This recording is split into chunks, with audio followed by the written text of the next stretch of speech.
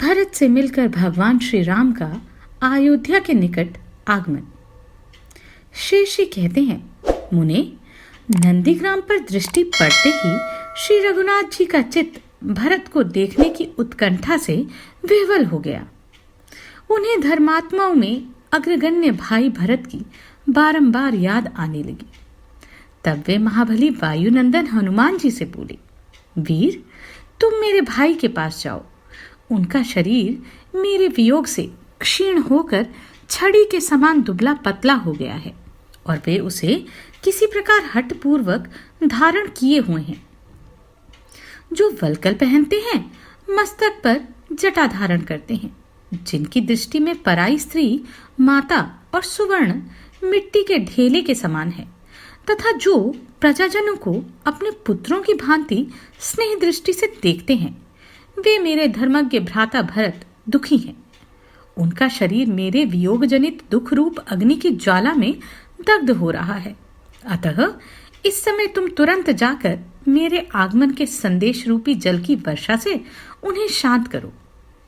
उन्हें यह समाचार सुनाओ कि सीता, लक्ष्मण, सुग्रीव आदि कपीश्वरों तथा विभीषण सहित राक्षसों को साथ ले तुम्हारे भाई श्री राम पुष्पक विमान पर बैठकर सुखपूर्वक आ पहुंचे हैं। इससे मेरा आगमन जानकर मेरे छोटे भाई भरत शीघ्र ही प्रसन्न हो जाएंगे। परम बुद्धिमान श्री रघुवीर जी के ये वचन सुनकर हनुमान जी उनकी आज्ञा का पालन करते हुए भरत जी के निवास स्थान नंदीग्राम को गए। वहां पहुंचकर उन्होंने देखा भरत जी बूढ़े मंत्रियों के साथ बैठे हैं और अपने पूज्य भ्राता के वियोग से अत्यंत दुर्बल हो गए हैं। उस समय उनका मन श्री रघुनाथ जी के चरणार विंदों के मकरंद में डूबा हुआ है और वे अपने वृद्ध मंत्रियों से उन्हीं की कथा वार्ता कह रहे थे।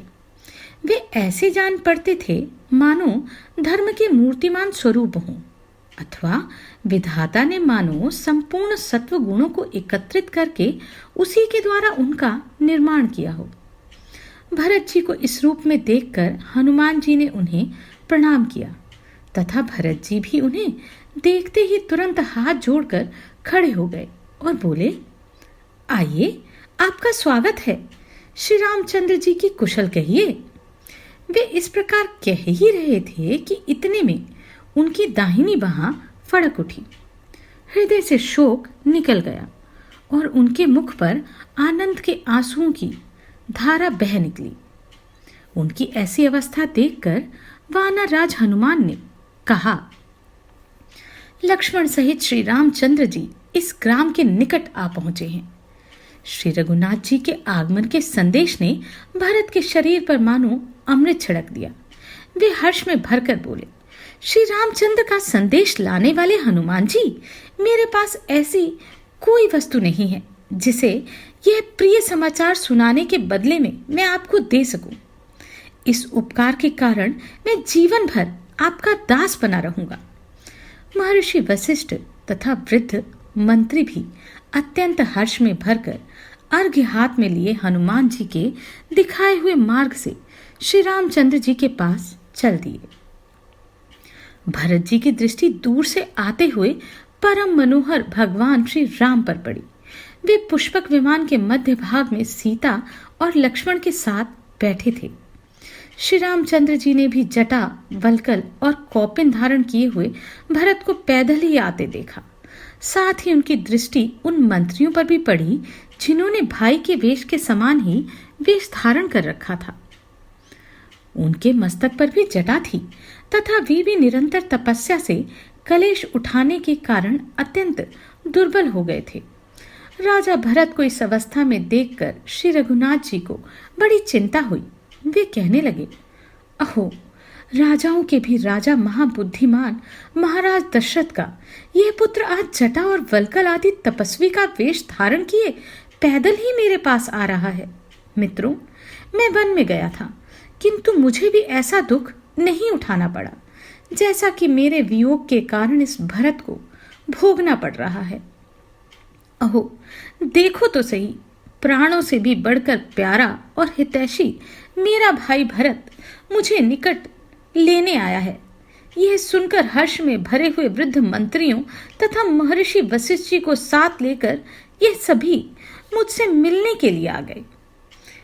इस प्रकार भगवान श्री राम आकाश में स्थित पुष्पक विमान से उपर्युक्त बातें कह रहे थे और विभीषण, हनुमान तथा लक्ष्मण उनके प्रति आदर का भाव प्रकट कर रहे थे। निकट आने पर भगवान का हृदय विरह से कातर हो उठा और वे भैया भैया भरत तुम कहाँ हो, इस प्रकार कहते हुए बारंबार भाई भाई भाई की रट लगाने लगे और तुरंत ही विमान से उतर पड़े। सहायकों सहित श्री रामचंद्र को भूमि पर उतरे देख भरत जी हर्ष के आंसू बहाते हुए उनके सामने दंड की भांति धरती पर गिर पड़े। रघुनाथ जी ने भी उन्हें दंड की भांति पृथ्वी पर पड़ा देख हर्षपूर्ण दृष्टि से देखते हुए अपनी दोनों भुजाओं से उठाकर छाती से लगा लिया। आरंभ में श्री रामचंद्र जी के बारंबार उठाने पर भी भरत जी उठे नहीं, अपितु अपने दोनों हाथों से भगवान के चरण पकड़कर फूट फूट कर रोने लगे। भरत जी ने कहा, महाबाहो भगवान श्री राम, मैं दुष्ट, दुराचारी और पापी हूं। मुझ पर कृपा कीजिए, आप दया के सागर हैं, अपनी दया से ही मुझे अनुग्रहित कीजिए। भगवान, जिन्हें सीता जी के कोमल हाथों का स्पर्श भी कठोर जान पड़ता था, आपके उन्हीं चरणों को मेरे कारण वन में भटकना पड़ा।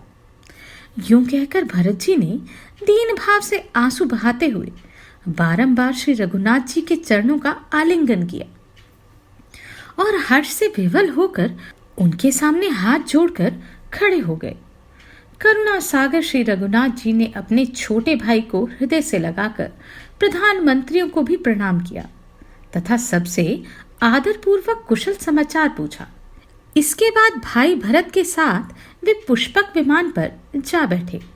वहां भरत जी ने अपनी भ्रातृपत्नी पतिव्रता सीता जी को देखा, जो अत्रि की भार्या अनुसुईया तथा अगस्त्य की पत्नी लोपामुद्रा की भांति जान पड़ती थी।